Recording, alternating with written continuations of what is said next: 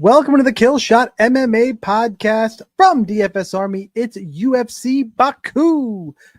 The UFC goes to Azerbaijan, which is, I actually think, the most MMA crazy country in the world. I'm including us. I'm including Russia, parts of Dagestan, wherever. Azerbaijan's going to be insane this week. I'm Sniper. With me, as always, as Monk.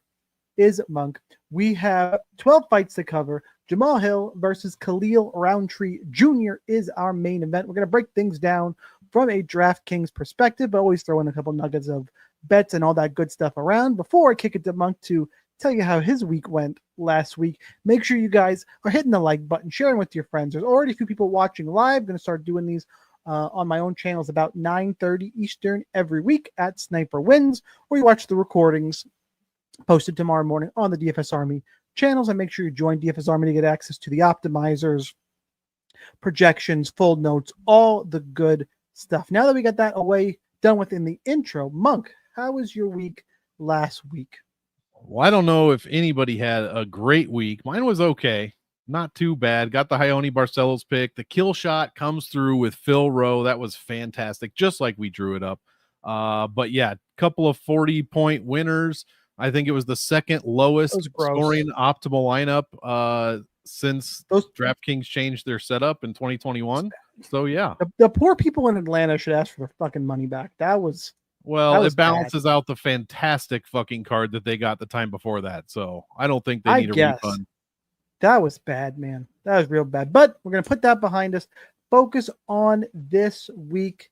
Let's go ahead. Let's get started here. All 12 fights. I don't think we have any fight news as of right now. Knock on wood. Nothing crazy has gone on yet. If it does, we'll get you covered in the DFS Army Discord.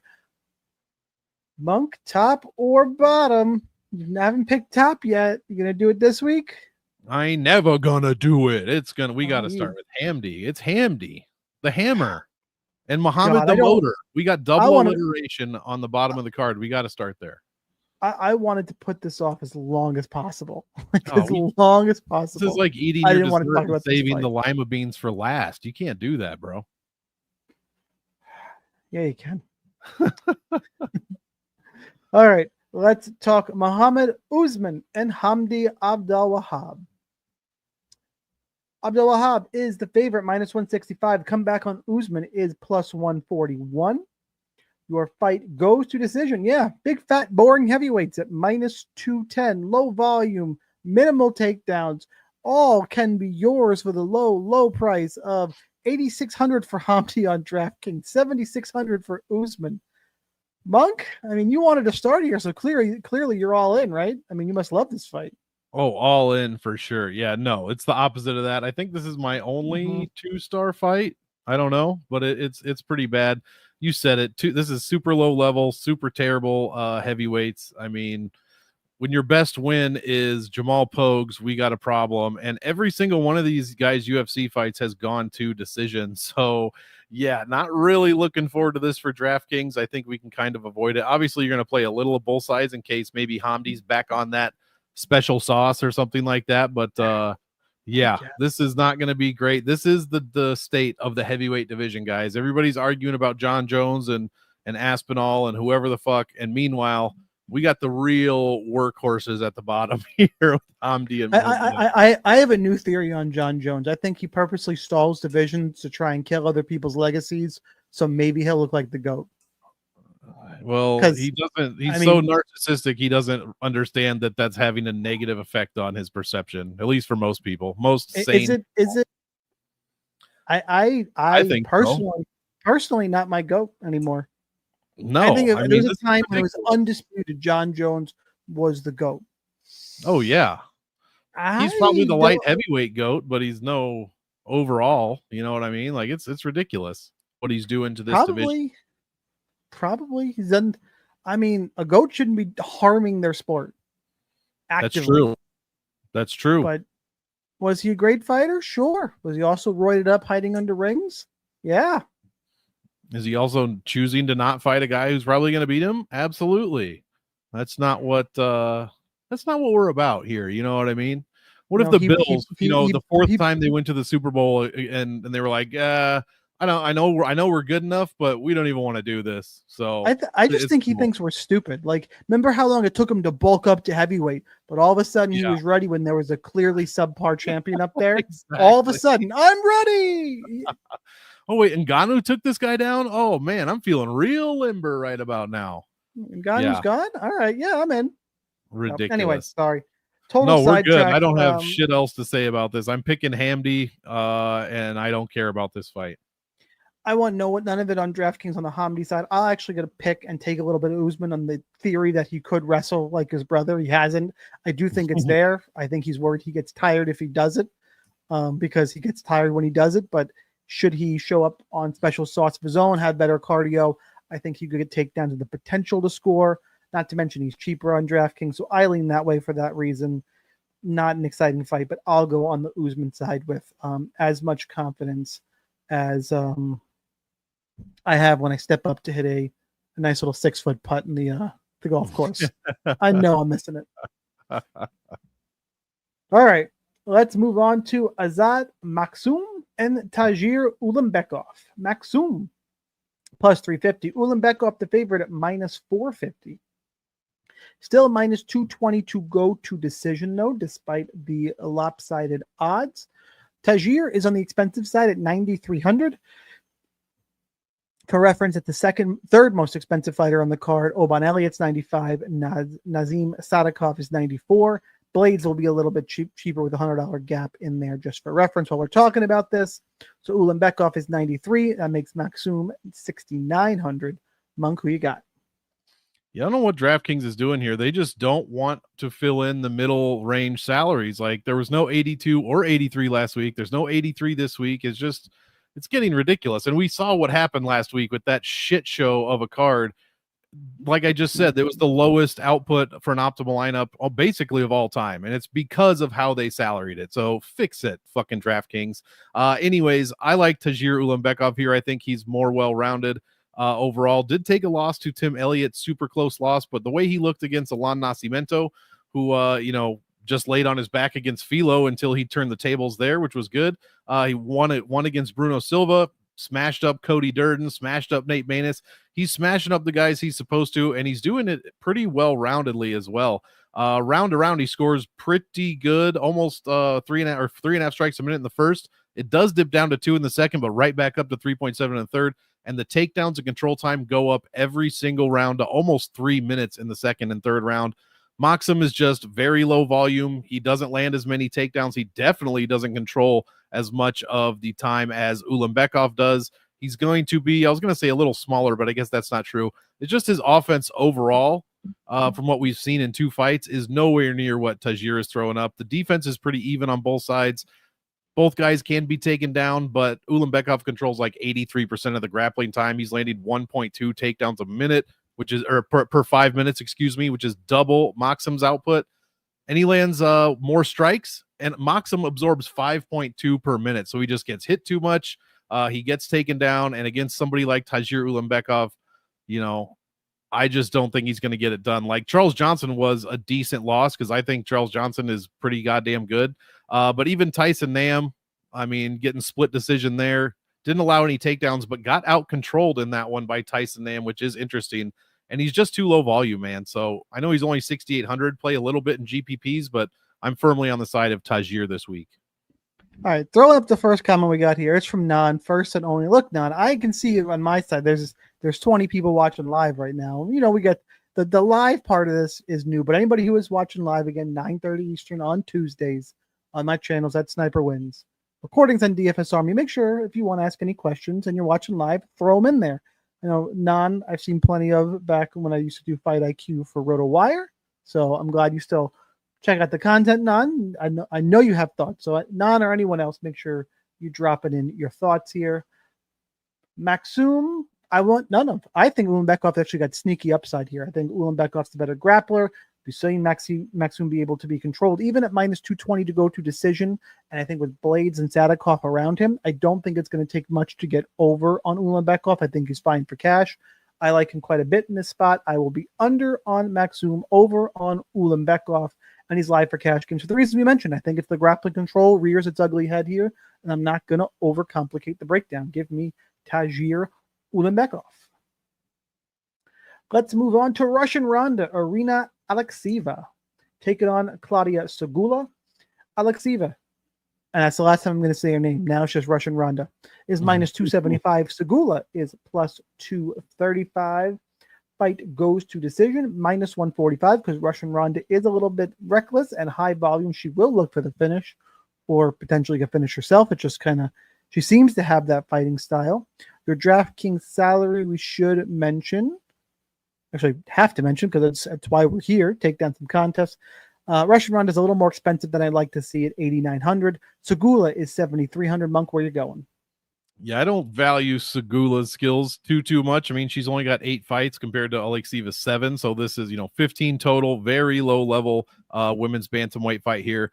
I mean, I guess we have to not wiki cap, but both of them lost to Melissa Mullins, and Sigula got absolutely dominated and finished early in the second round. I mean, she got 2 of 3 strikes, takedowns landed on her, almost 3 minutes of control time in a 6-minute fight, and she landed 12 strikes in that fight, like, a third of what Mullins put on her. So she just got absolutely worked and was able to do nothing. Meanwhile, Alekseeva kept it a little bit closer, was the one that landed a takedown. So the strikes were basically identical, and she actually got a minute of control time. The problem was she got controlled for 8 minutes. Now, I doubt that's something that Claudia is going to do. Other than that, the Stephanie Egger fight, I mean, she subbed her in 2 minutes. Egger's terrible. We didn't really learn a ton from that one. That was the Nibar fight, no? I believe so. It wasn't the Phantom Tap one, but I think it was. I don't know if that's what you're referring to or not. I don't remember. Stephanie Egger's been tapped so many fucking times, like I can't keep them straight. I'm pretty sure that was the fight that Russian Ronda rolled for a knee bar. Could be. Yeah, I wouldn't be surprised. It was like 2 minutes. Yep. Knee bar. And yeah, you did say she was high volume, relatively high volume. That's all in the first round. 6.68 strikes a minute. In the round 2, which has only happened once, obviously she only has 2 fights, it dropped to 1.6 and then 2 minutes or 2 strikes per minute in the third. That's going to happen when you get taken down and can't get back up, though. That's true. Yeah, so it seems like she's front loaded ish, but Claudia Sigula is going to get taken down. Let's see. Did I just say Melissa Mullins? Yeah, 2 of 3 takedowns there. I mean, all of these numbers on my screen are red between offense and defense. It's just not good. She landed almost 2 strikes a minute, got hit with 6 so far in her one, fight that she's had. I got to go with Irina Alekseeva. I do not like the salary here. I think I rated, this is another 2-star fight actually. So I got at least 2 of them. I mean, I'm picking Irina Alekseeva, and I'm probably playing her more than the other 2-star fight just because I think she can finish Sigula. Both of her losses, Claudia, have been finishes, 1 KO and 1 sub, I believe. But yeah, how did Alekseeva score? She put up 97.2. I guess that'll be fine. She was only 6,800 that week, so she's way over her average salary here. About 1,700 actually over her average salary. So you're really paying up to get that finish on Sigula. Not saying it's not going to happen. In fact, I probably think it is going to happen, but it's a pretty risky play, pretty high priced. I don't mind playing a little bit in GPPs. Cash, I'd have to be really hurting to play Alekseeva here, and I'm not touching Sigula at all. I agree with Don. The Alekseeva fight day haircut's going to determine how much we should play of her, correct? I'm going to probably play a little bit more than you in GPs. It's funny. I'll have more of Alekseeva in GPPs than I will Melissa Mullins, and that's who's $100 more expensive than her, but Mullins is safer for cash games. And we'll talk about that fight in a second. Alekseeva, the volume, the wrestling, I'm going to be under on Sigula, and I'll probably be a little bit over on Alekseeva, and I don't think it's going to take much. I do think she wins volume, pressure, pace. I don't think Sigula is any good. I think this is the good, and I can't believe I kept using her name. This is a good spot for Russian Ronda. To your point, it's just not a great DraftKings fight, but I think it's going to be one of the lesser-owned fights on the card, so it's not going to take a whole bunch to get over with here. And we could see another 2-minute sub. It could easily happen. So yeah, I think you're right. Let's move on to hopefully some better fights to target. Oh.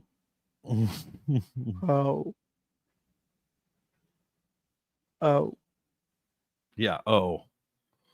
Okay. Let me Little rough. All right. For those of you not watching, I took a sip here. And now we've gathered ourselves and we can talk about Daria Jelinkova, plus 220, taking on Melissa Mullins at minus 260. Fight goes to decision.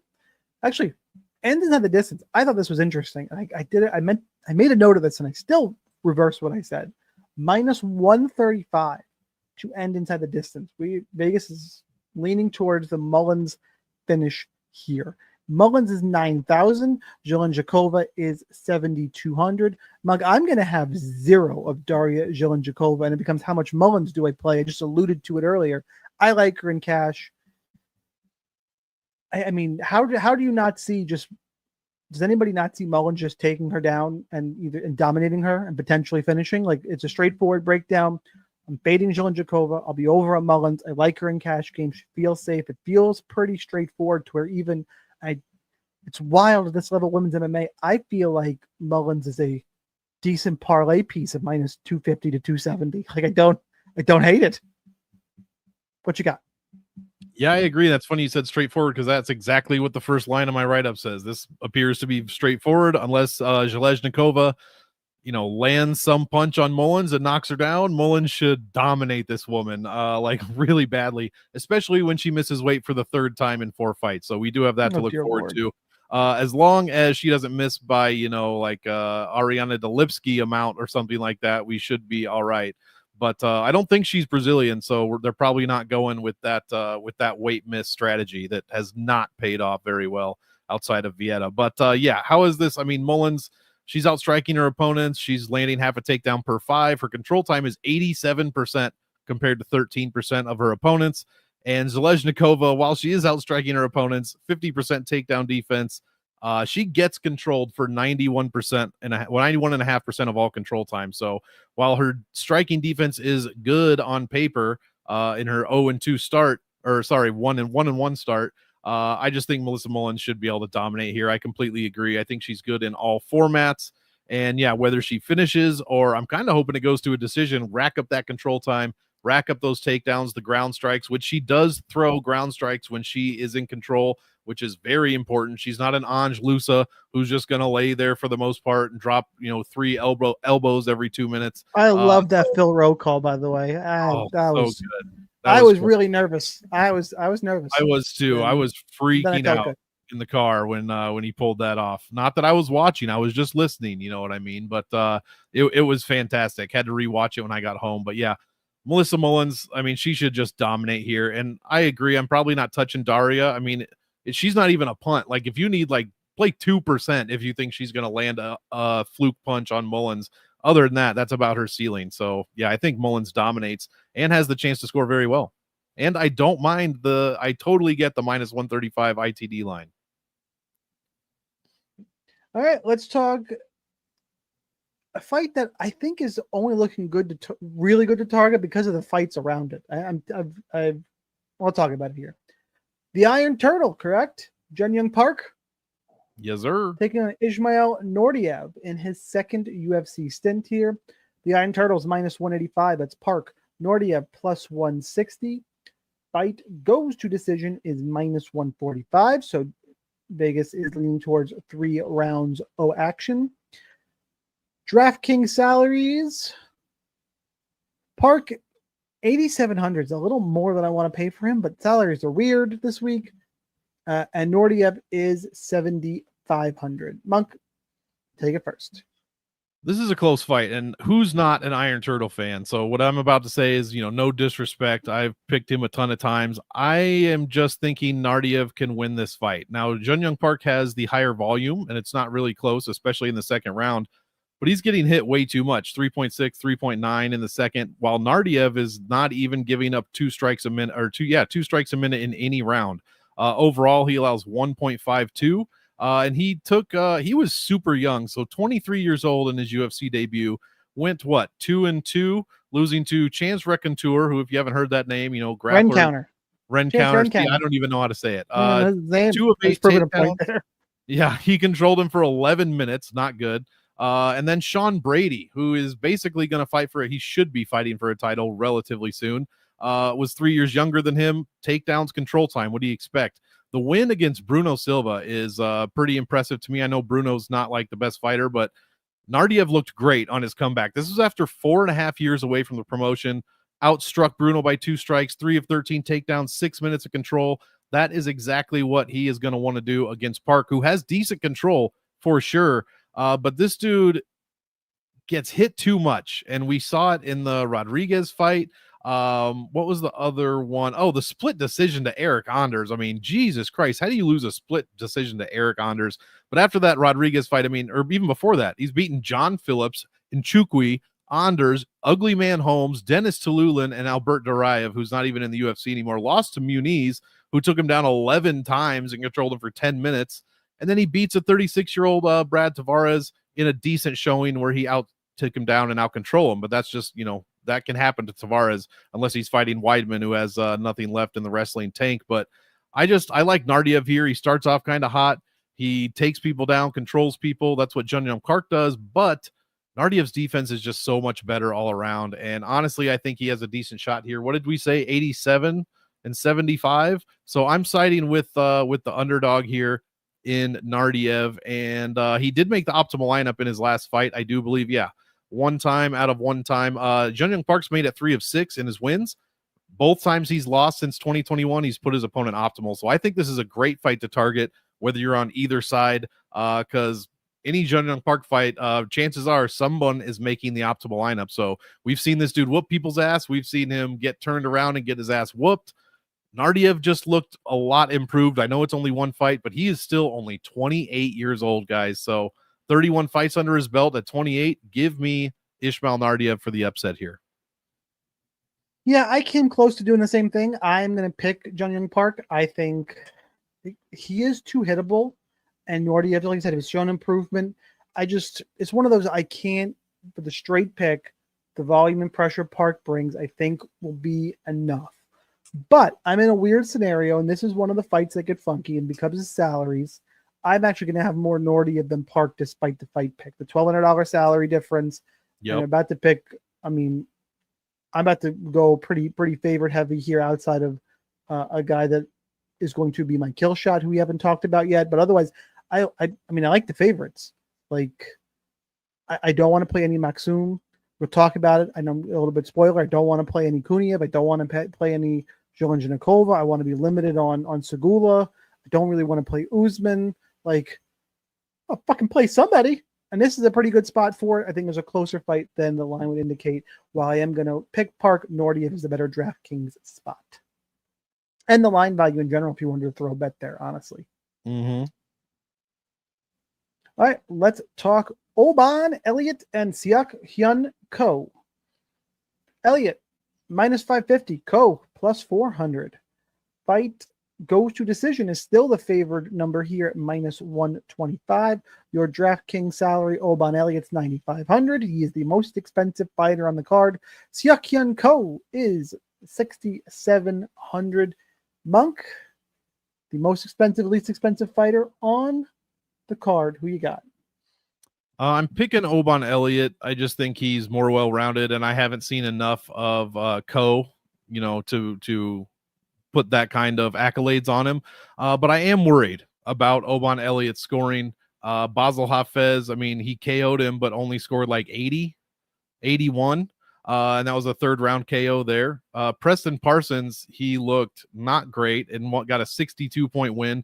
Val Woodburn is the only fight that he's really scored well, and he scored 102 points. Still didn't make the optimal lineup, I believe. Val Woodburn. Val Woodburn, that's right. 1 for 2 takedowns against Parsons, but Parsons took him down once. There was a lot of control time for Elliott in that fight, a lot of control time in the Woodburn fight and in his DWCS fight. The Basel Hafez fight, though, there was no takedowns, there was no control time, but he did, outstrike him pretty fucking handily, basically 3-1. He switches up his, in that fight was the first time he actually varied his striking. Before he was just headhunting 80%, 86%, 76% to the head. So I do like the improvements there. I just don't think outside of a 1st round finish that Oban's going to pay off his salary. And this dude, Ko, he has been KO'd twice. Maybe that's why, his name is what it is. But in both of his losses, he was finished via KO, TKO. So I'm just not impressed with Elliott's wins. I really need to see him put a stamp on something, and he just hasn't done that yet. So I am picking him to win. I think he's gonna probably roll this guy, but I'm nervous about the score. So I'll probably look at ownerships. If he's coming in at like mid to upper 30s, even 40%, I'm going way below. I'll probably be closer to 30. I think that's about right. Maybe even a little less. For cash, if you can fit him in, you definitely can. I mean, shout out to everybody that played Mansour Abdul Malik last week as a lock, and he put up like 16 points in a win. So yeah, give me That Oban was so Elliott. bad. That was Dude, that was awful. Just don't. All right, here's the new rule. Don't fucking play any Cody Burnage fight ever, and don't play any fucking Bellato fight / Paul Craig fight ever. They are done. You cannot play them anymore. If you do, it's your own fucking fault. So, including me, if I do it, it's my own fault. So yeah, give me Oban Elliott. Nervous about the scoring, but I think he should have. This should be an easy win for him. Should be. I'm with you though. I pick Oban. I'm picking Oban Elliott. Worried about the scoring. Neither guy is very high volume here. Elliott to pay off this price tag probably needs a first round finish or some volume in the second round finish. And then it kind of depends on the rest of the card.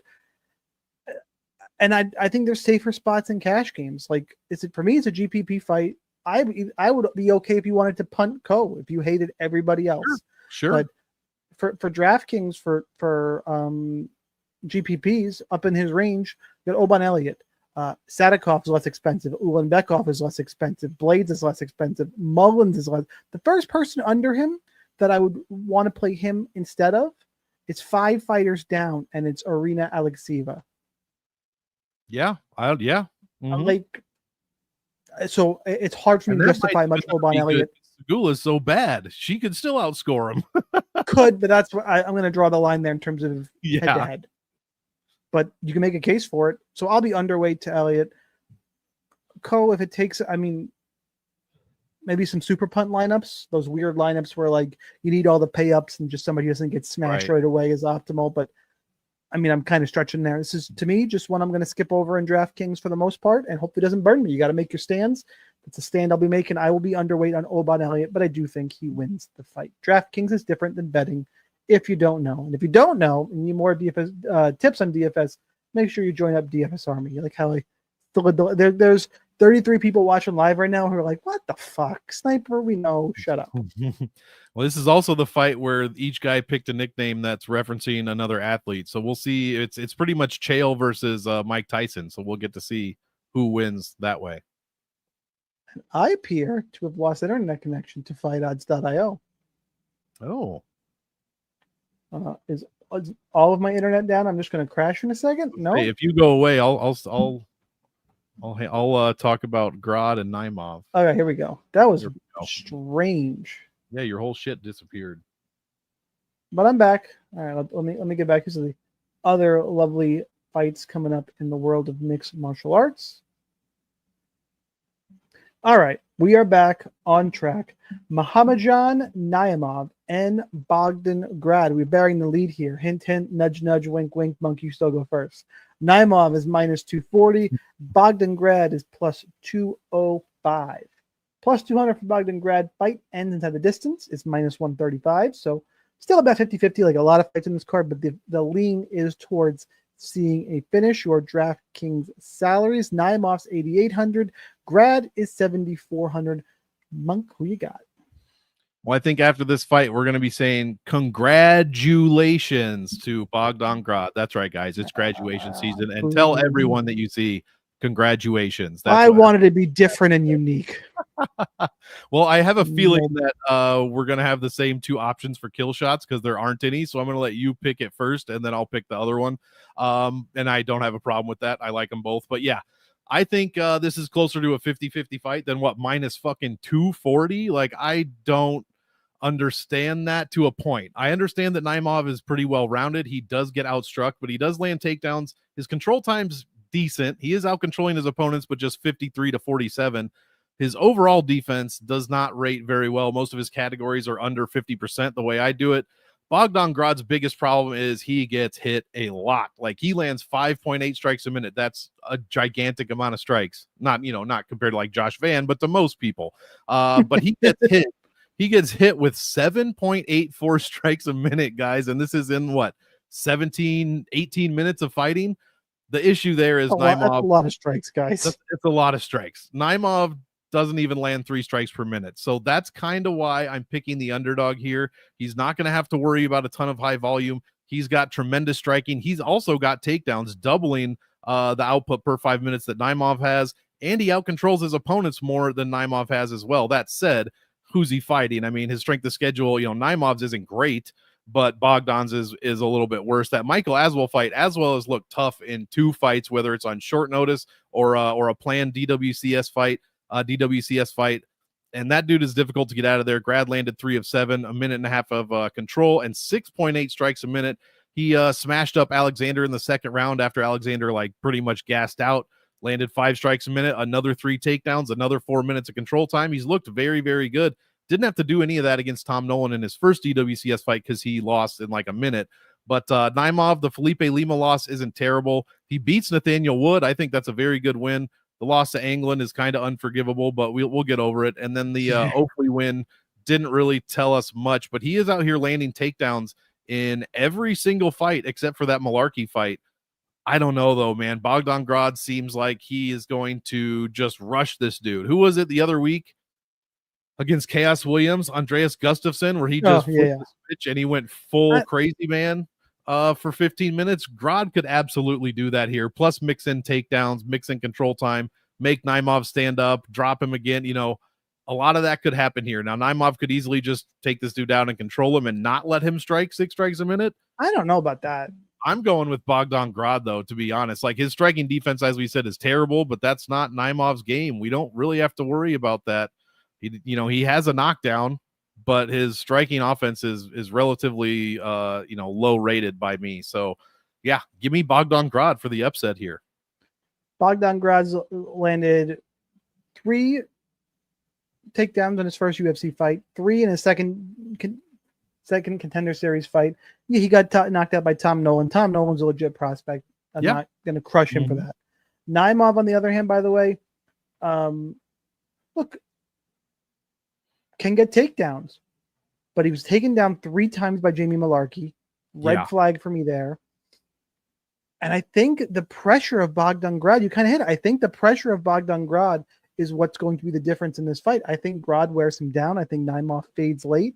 I think Grad can keep up the pressure. I think he can get takedowns. If Nimov's not winning the wrestling exchanges, what can he really do here? Yeah. I think he could win the wrestling exchanges, but I'm not sold on it. Bogdan Grad's a good wrestler. Grad is a good wrestler too, and I think Nimov could get worn out. There's multiple paths to victory here. I like the plus 235 line over on Circa. I'm interested in that. DraftKings, he is probably my favorite underdog play on the entire card.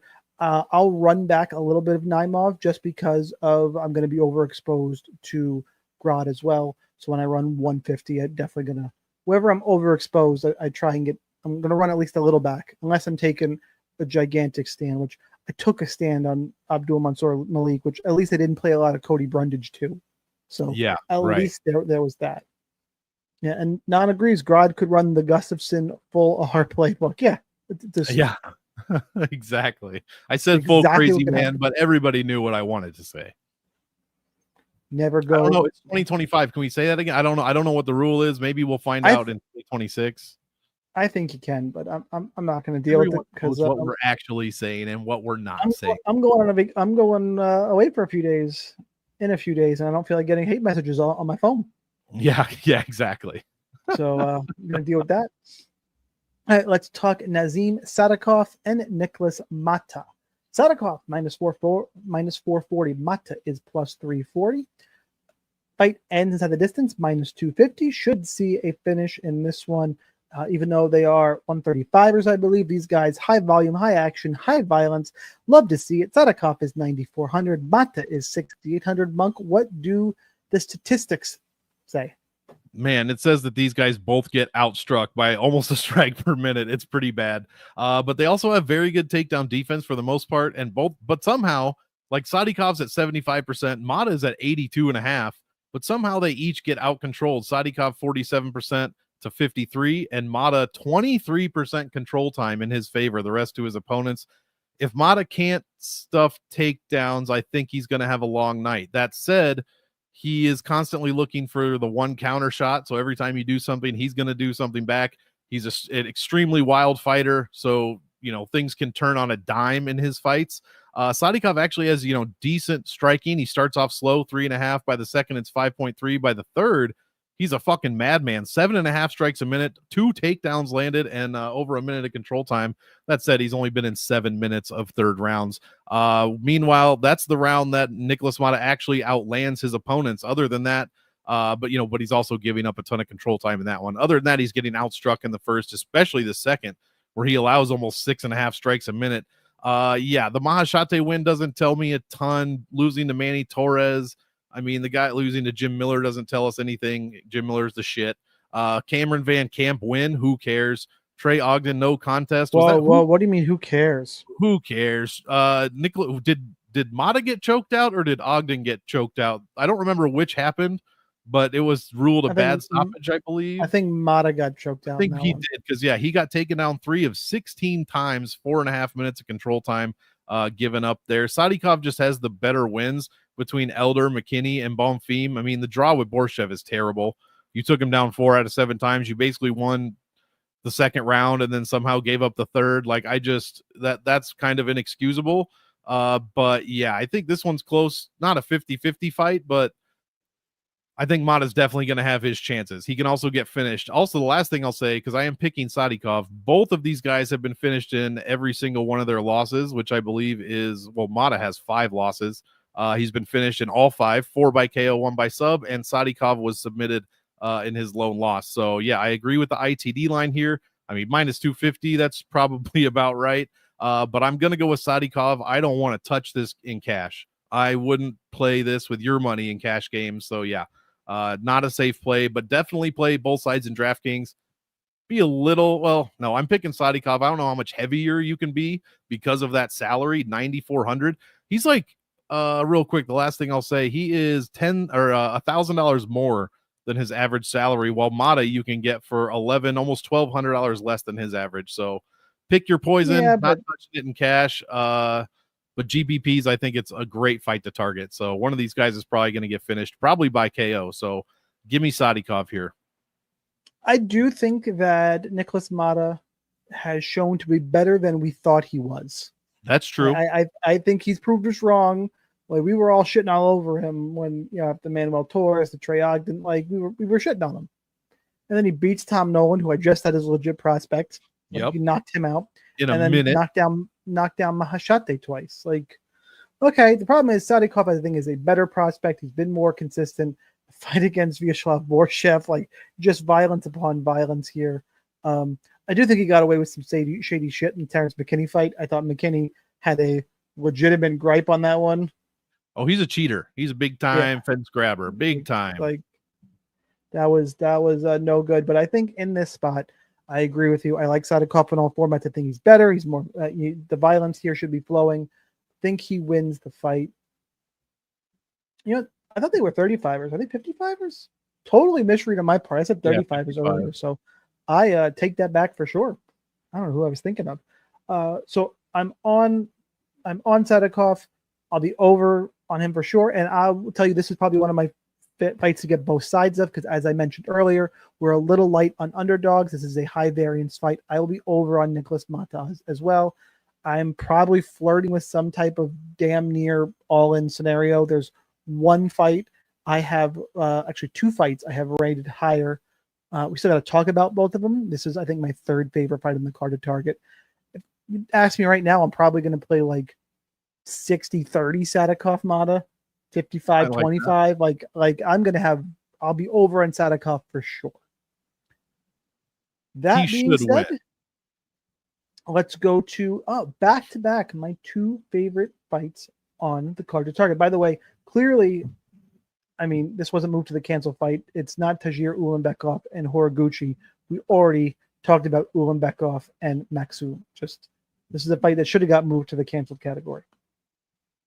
Anyway, 2 fights I like more are up next. Miktabek Orlabai and Tofik Musayv. His name I can't say. Tofik. I can say Miktabek Orlabai fine. Tofik Musayv. I can't do it. I can't. Brain doesn't work, guys. I keep wanting to say Mustafayev. Like, what's that thing we were referencing earlier? That's what I feel like trying to say that name. Orabi -175.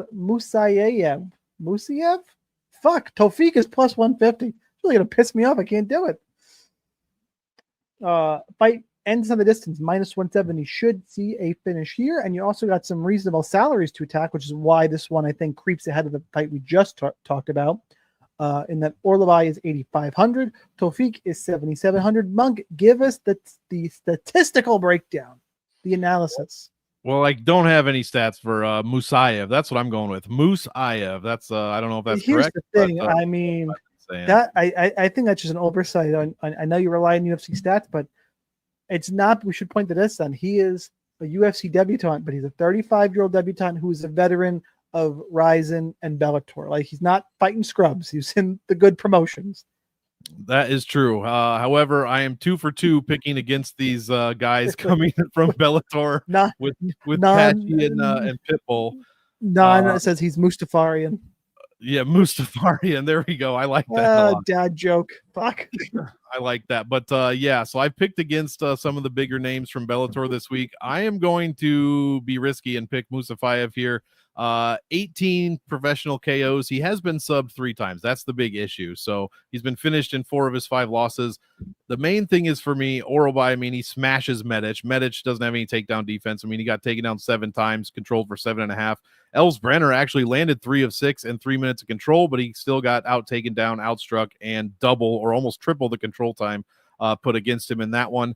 Then it's the Rebeshki fight, and I don't know yet if Orabi maybe had an off night or if Rebeshki is just that fucking good at this level of lightweight, and I think that might actually be the case. So I'm not going to take anything away from Orabi, but he was outstruck. He got taken down one more time than he was able to complete takedowns, and then he got out controlled, and he also got knocked down. So it was all around a much better fight for Rebeshki. I mean, it was pretty close-ish, but Rebeshki definitely edged that out. So I don't know, man. I think Orabi is kind of hittable. His striking defense has not looked great. He lands 3.4, but he gets hit with 3.4. His takedown defense is 40%. Not sure why you'd want to go to the ground with him in this occasion, but I'm just saying 40%. He controls a ton of the grappling time, 3-1 overall. He's got sub attempts. He's got reversals.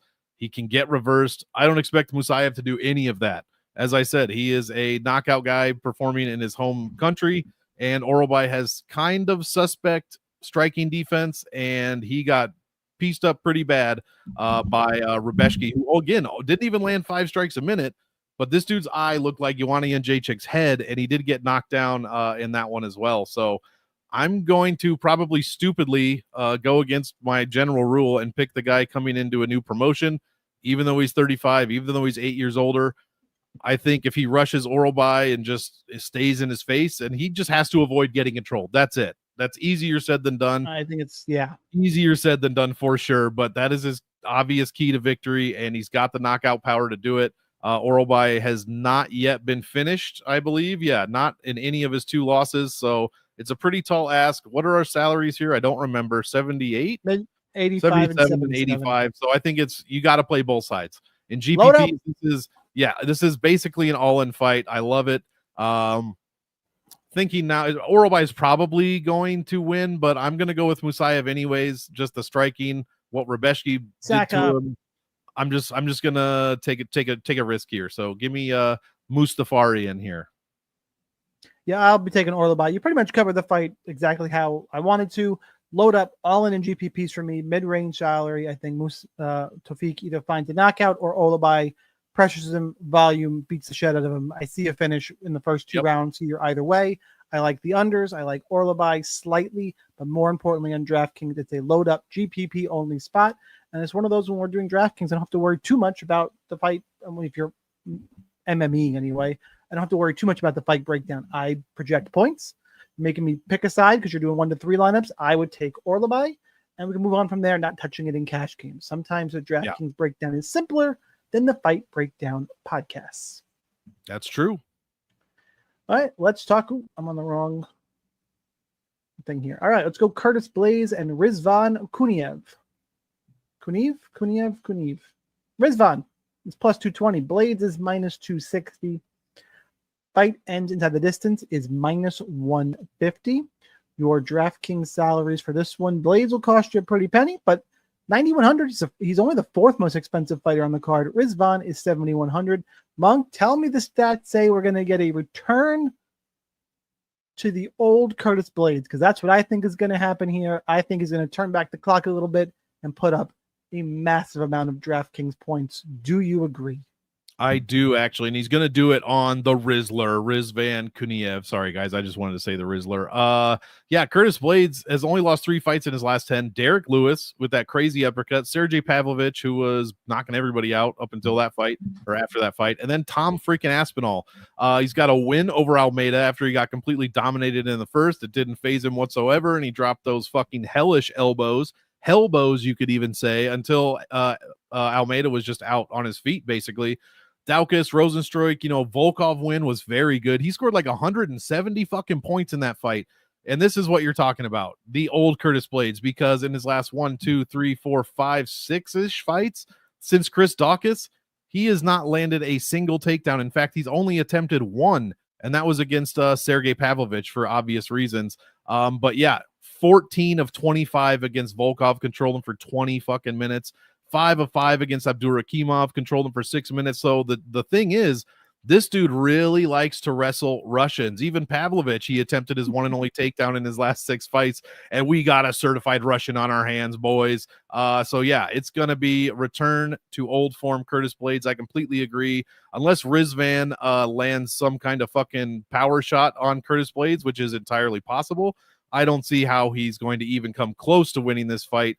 Yeah, Blades is one of the I'm not going to say best, one of the better DraftKings scorers. When he wins, 108. When he wins by finish, 105. When he wins by decision, 114 points. I know a lot of those are probably 5-round fights, but in this case, the Rizzler doesn't have too much takedown defense. Hugo Cunha went 0 for 6 on him. I swear we're probably saying 14 bad words in this entire video. We just don't know what they are. 0 for 6 in that one there. So he stuffed 6 takedowns. But these are DWCS guys. There's nowhere near the worst guy that Blades has fought. Who's the worst guy he's fought in his last 10? And I mean no disrespect. Was it Abdurakhimov or was it Chris Daukaus? I mean, they're way better than the guys that Kuniev has fought. This fight was supposed to happen like 16 times. I don't know if Rizvan's pulling out or whatever, but Curtis Blades should be able to wrestle the fuck out of this guy. Yeah, Chris, yeah. He should be able to wrestle the fuck out of this guy. Controls 91% of all the grappling time he's involved in. He only allows 1.91 strikes per minute. And he did fight Tom fucking Aspinall. So I know twice. And I know those fights only lasted 75 seconds. But still, Aspinall landed 14 strikes in a minute. And his, Blades' number is still less than 2 strikes a minute. So, yeah, the defense is a bit suspect. But Blades should be able to wrestle fuck this guy into 100 and 25, 130 points. I think he's fantastic in all formats. And I will play him as such. Agreed. No need to overcomplicate it for me. I think, like I said, I think Blades smashes, puts up a big score. I think he wrestles. Too big of a step up for Rizvan here. Blades takedowns all day. I'll play a little bit of Kuniev because all the guys I am Xing out. But in case Blades' chin is shot and he's, they're heavyweights, but that's a real flimsy excuse, even in this fight here. Curtis Blades, honestly, minus 260.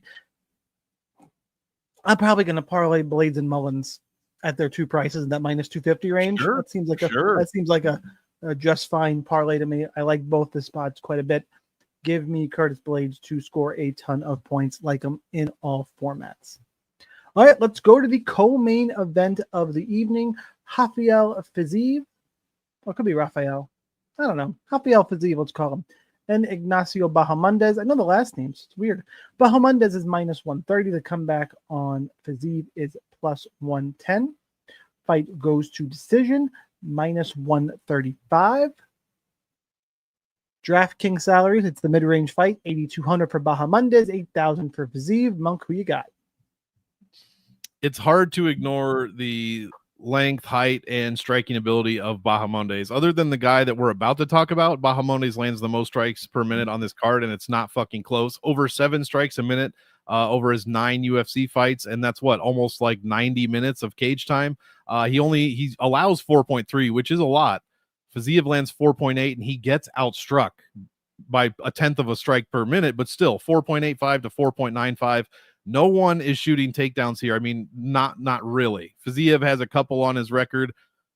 His takedown defense is 90%. Bahamundes is 85, but neither one of them control the grappling time. Fiziev's at 43%. Bahamundes is at 31. And the most important thing for me, while Fiziev, could easily win this fight, he has really bad striking defense, like all the way around. He gets chinned. His striking defense is only 48% compared to 57.5. And like I just said, he gets outstruck. And I think he gets outstruck, let's see, mostly in the second and then the third round for sure, where he allows 7.39 a minute.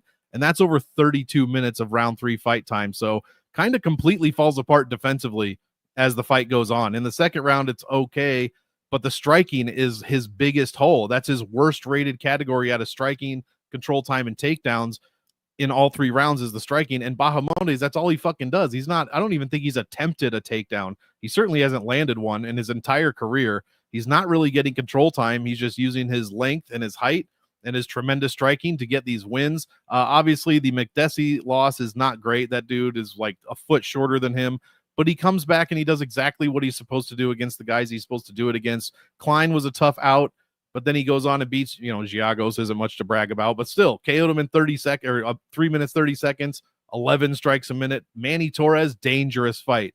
Put him down. That was when Manny Torres was either undefeated or knocking everyone out in a minute, or both. I can't remember.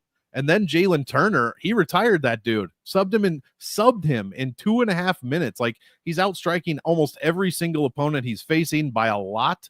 And if Fiziev doesn't attempt takedowns, which he's only been doing it lately, I guess he attempts them in every fight, but he really is not landing hardly any with any kind of meaningful volume. And the most important thing is when he does land takedowns, he's not getting control time. 2 takedowns against Gaethje, 40 seconds. He's getting out controlled in basically every single fight. So that's not going to be an issue here. If this is a stand-up fight between Bahamundes and Fiziev, I'm picking Bahamundes. I know it's going to be close, and a lot of people think it might be the other way, but this dude is on his way to becoming one of the best strikers in a very tough division, and he's 27 years old, guys. Give me Bahamundes to get the win here. Yeah, I'm with you pretty much all around. I like Bahamundes. I just hate this fight for DraftKings. Like, I have basically no interest. Neither one of these guys is super high volume. Neither one of these guys is going to look for a takedown. I know it's minus 135 to end in a finish.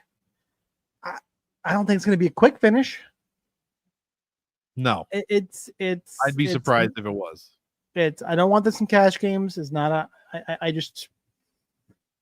I typically would say I don't want much of this fight at all if it wasn't for the fights like Usuzman and the other women's fights in this card. Like, it's towards the bottom. The salaries are the best thing it has going for it. I'll play a little bit about Bahamundes because I'm going to pick him straight up. I do think he wins. Is it a super confident pick? No, I don't like the bets here. All around, this is one of those that this is going to be a better fight to watch, and I'm interested in for sure. For DraftKings, I go, I hope nothing crazy happens because I'm not going to have a ton of this. But gun to my head, give me Bahamundes. Yeah, and real quick, Fiziev is one of the poorest DraftKings scores on the card. He broke 100 against Moicano. That was a first-round win. Other than that, his second highest win is 86 against Dos Anjos. That was a 5-round fight that he won in the in the 5th round, I believe. So it took him all that time to score that many points. Other than that, he's at like 70 per win. So I don't even know how you can roster him as the most expensive dog. A ton, anyways. You can obviously roster him. All right, we'll go Jamal Hill, Khalil Roundtree Jr. It is the main event. Roundtree's a favorite at minus 130-ish. Come back on Hill about plus 110. Your fight ends inside the distance prop, minus 275, minus 215 to go under 3.5 rounds. But still minus 205 to get over 1.5. And this is where I think it's interesting and worth pointing out. Vegas is heavily telling us this ends in the 2nd or 3rd round. That, when you're talking DraftKings, it takes away so much of the value from a main event. You are likely not going to get those 2 bonus rounds. You're also likely not going to see a first round finish. Immediately, you should be thinking, well, we should be treating this like every other fight then, for the most part. Like, it doesn't get a whole lot of special treatment in my mind in terms of DraftKings, even though it is the main event, especially because they're not going to take that and they're not going to shoot takedowns. They're going to sit and strike. That being said, your DraftKings salaries, I need to give those out before we kick it to Monk. Khalil Roundtree Jr. is 8,400. Jamal Hill is 7,800. That being said, it is still a good fight to target, especially in the context of the card, because we have the inside the distance prop where it is, even if we are expected to be in kind of that no man's land, and the salaries. This is, it's the mid-range fight. It's a mid-range fight with Bahamundes Phys, and it's a way better fight to target than those two. So just salary-wise, it gains some interest in that perspective. Monk, what do you got for a pick and a breakdown? Well, I hate myself. I'm just going to start off by saying that, and I apologize. You're taking Jamal Hill? I hate myself. Yeah, and I already apologized. But yes, I am going to take Jamal Hill. Look, this fight is kind of like the last one, as in no one's going to wrestle. I don't think not one of them has landed a single takedown in their entire UFC career, which 16 plus 11, you do the math, 27 fights. Both of them get out controlled, and it's not even close. Roundtree gets outstruck badly, 3.7 to 4.5. I know a lot of that's probably the Alex Pereira fight or whatever, but he's getting rated very highly on that fight. Otherwise, his wins in his last 10. Eric Anders, Bukowskis, Carl Roberson. The Jacoby win is good, but it was a split decision, and he probably lost that on paper. Again, Chris Daukaus, Anthony Smith. Those are not like great wins. Meanwhile, Jamal Hill, Santos, Teixeira, he fought Pereira as well. He fought Prohashka. I don't know, man. Both these guys have some decent losses and some kind of poor wins. It's the volume for me. If you're telling me that no takedowns are going to happen and no control time is going to happen, I'm taking the guy that, first of all, doesn't get outstruck by almost a strike per minute, and he lands 7 strikes per minute compared to Khalil's 3.7, and he allows fewer takedowns than Khalil does. So, yeah, his offensive metrics as far as striking goes are much better. Both of their distance striking defenses are god-awful. That said, Hill's is like double that of Roundtree's, which is like 1 doubling to 2 out of 100. It's terrible, but it's still a little bit better. And also his strength of schedule overall is just much, much better. Give me Jamal Hill for the win. I hate that I say that, but yeah, outside of a first round finish, I don't know what these guys are going to score like. And Roundtree better hope that this ends in the second or third, because in his 1/4 round that he fought, he got outstruck 13.9 strikes a minute to 3. Come on. And in Jamal Hill's 2 fourth rounds that he was in, 15.8 strikes to 5. So yeah, it just doesn't look good for Roundtree late. And even before that, he is slowly on the decline. He's allowing more and more strikes as the rounds go on. It's just, and Hill's allowing fewer and fewer. So they're going in opposite directions. So if you're going to tell me this doesn't end in the first, I got to sign with Hill, and he's cheaper, and he's probably got the higher DraftKings upside. Yeah, just barely. But yeah, when Roundtree wins, 98. When Jamal Hill wins, it's 104. So yeah, also if Roundtree wins by decision, it's 84. Jamal Hill wins by decision, 104. So yeah, give me Hill. I think he has the higher upside. Both guys have dog shit defense, so whoever lands first and more often is going to win this fight. I mean, cherry picking some stats there against Khalil Roundtree Jr. No, I got what I got. I'm going to side with Roundtree here, but it's one of those where it's not a confident pick, and I'm just probably going to go. I'm going to field weight vanilla this one up. I'm just going to I'll probably play 40% of both guys maybe and move on about my day. I'm going to take my spots. I'm going to load up on the Orabi fight. I'm going to load up on Blades. I'm going to load up on, Bogdan Grad as my dog. Take other spots here. This one I just don't feel super confident about, other than based on the rest of the card and on salaries. I want to have a ton of exposure to it. I agree with the odds here. I lean slightly towards Roundtree. Especially, I think if he throws low kicks in this fight, I think he can really compromise Jamal Hill's movement and have some success there. But that kind of breakdown style may not score great for Roundtree, because it might take till the second, third, fourth round to really see some dividends. So I'm on the Roundtree side. I still do like the fight for DraftKings. Like I said, this is just not one of the confident spots I'm going to bank on. There's other spots to do it. Doesn't always have to be the main event you are taking a stand on, guys. This week, for me, I lean Roundtree. let's go through the other spots on the card to differentiate yourself. Now, don't go anywhere yet. If you are new, we got to do kill shots. If you don't know what a kill shot is, first of all, you and everybody else watching, if you do know what one is, hit the like button, share with anybody, share with a friend. If you're on X, repost it for me, hit the like button, all the good stuff, live on YouTube and X Tuesday nights at 9:30 at Sniper Wins, and then we'll share it to the DFS Army channel as well after that for the recording.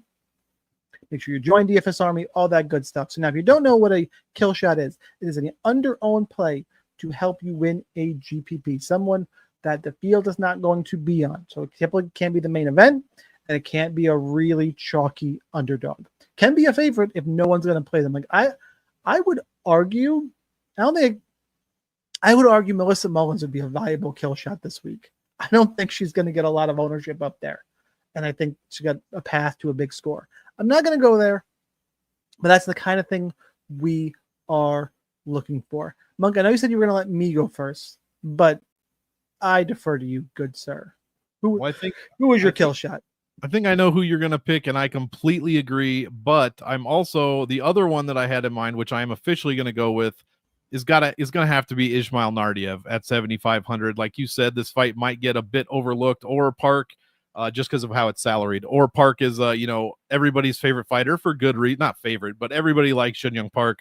And yeah, I think Nardivv might get a little bit under-owned here. So I like him in all formats, 7,500. I think that's a great play, and I like your play basically just as much. Yeah, I'm going to go with Gradrad, but I'm worried it's going to be I'm worried it might not count. I don't know what the ownerships are. I've mentioned it before in the show. It's not a strength of mine projecting that. I use the DFS Army tools for that. It's not one that I put together. So I'm going to say Gradrad, but if he comes out chalky, we get to Thursday, or you're watching, you're like, Gradrad is 35% owned. What the fuck are you talking about, Sniper? This is bullshit. Then I will give you a backup. Then you know what? My backup play is the favorite. I'm going to say do not lose yourself on Melissa Mullins. Make sure you get enough Mullins in your lineups, and I think she's going to get overlooked. Now, again, ownerships, she could come out at 40%. I don't know how she does, though, with Satakov, Ulanbekov, and Blades, right around there. So that's my backup. And if you're going to tell me both of those are no good and you want me to say something fucking off the wall crazy, you ready? Crazy? And this one does not count. I don't want to hear any shit on this one. Muhammad Usman. Oh, nice. Like, maybe he wrestles, but definitely that's not like a third choice. You are muted, good sir. I'm muted? You are still muted. I don't know how. Yeah, I'm not muted. Gone. See ya. All right. Well, I could talk all the shit I want to right now. This is a good opportunity to kind of sail away into the sunset for us. Make sure you follow us everywhere. I'm at Sniper Wins. Monk is Monk, MMATICS, Monk Maddox. Go check that out.